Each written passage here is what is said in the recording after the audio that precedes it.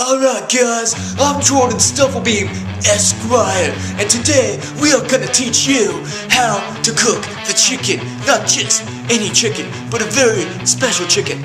First thing that you want to do, you want to make sure that your chicken is defrosted in order to get maximum tastefulness. But that's not the only thing. So right now, we got about 2 minutes left. Let's wait until those 2 minutes are up. Luckily, thanks to the power of editing, you don't have to wait. Rock on!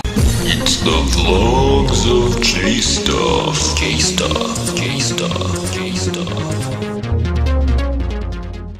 Alright, the chicken's done, guys. Now, we click the off button, because obviously you don't want the microwave to be running while you're operating it, because your hand might explode. Ugh.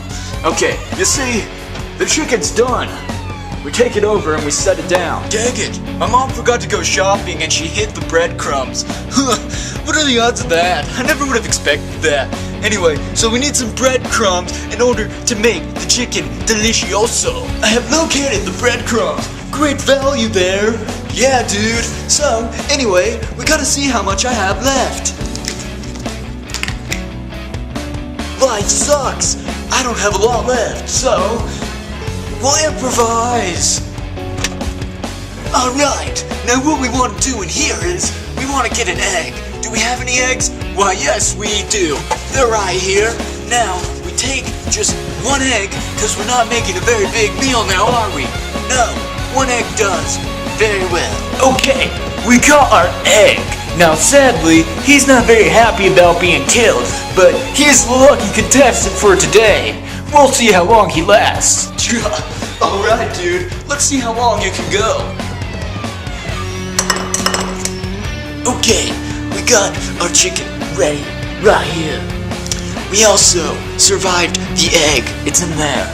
Now, what we are going to have to do is we are going to have to get a plate for the breading to successfully be revolutionized. Okay, now, what we're going to do is we're going to pour this stuff into the pan. There's the breading. Now, we gotta spice it up to our liking. Okay, we got our assorted spices. What we are going to have to do now is simply mix it in to the correct proportions, like so.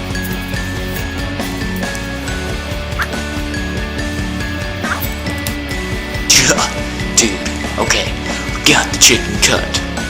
We're only gonna use one because, well, I'm just one person. But what we want to do now is take the chicken and dip it in the eggs. Well, revolutionary, dude.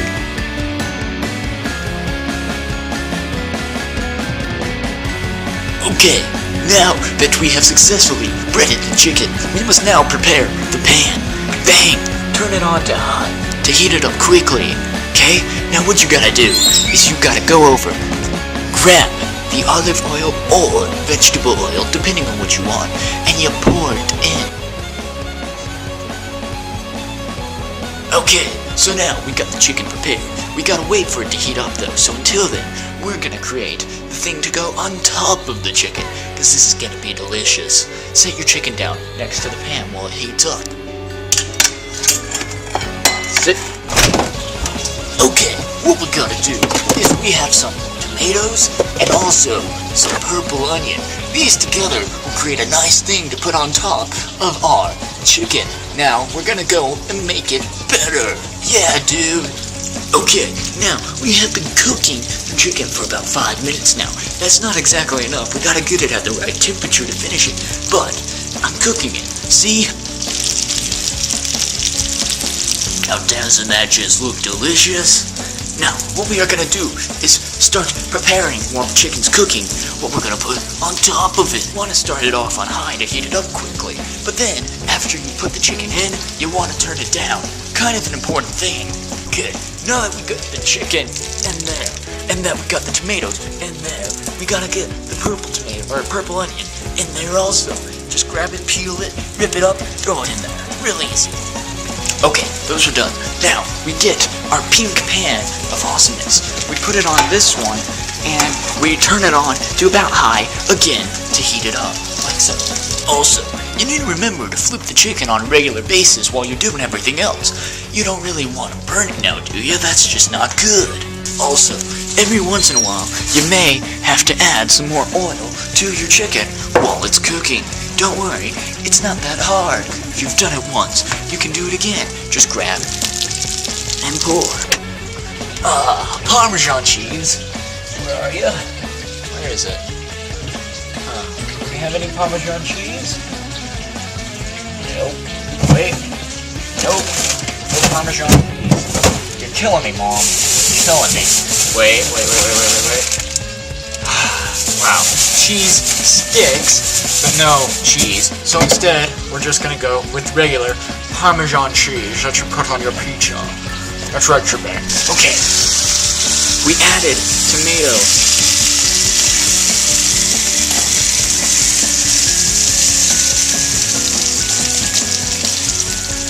Okay, now that we've added it, we want to turn it down to a little bit lower and then keep it at a regular temperature. You don't want it to burn, but really what you want it to do is caramelize the onions too, at least. Not really the tomatoes, because the tomatoes will absorb all the flavor. Whoa, intense, right? So just give it a little bit of a stir and you'll be able to start telling when it does what you want it to do. Don't forget to keep flipping. You now want to test your chicken temperature. Good job. This could take a while, but don't let this burn. If you don't know what temperature your chicken is really supposed to be at, just simply cut it open and see if it really works. Now that we got that ready, we want to add assorted spices to the onions. Just a little. Okay. Add also Italian seasoning. And then you want to add a little spice. And that should be good. You want to give it a quick turn, okay? Let's hope my battery doesn't die. That would really ruin this.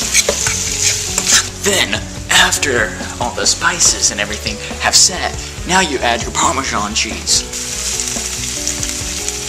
Never are, never will be.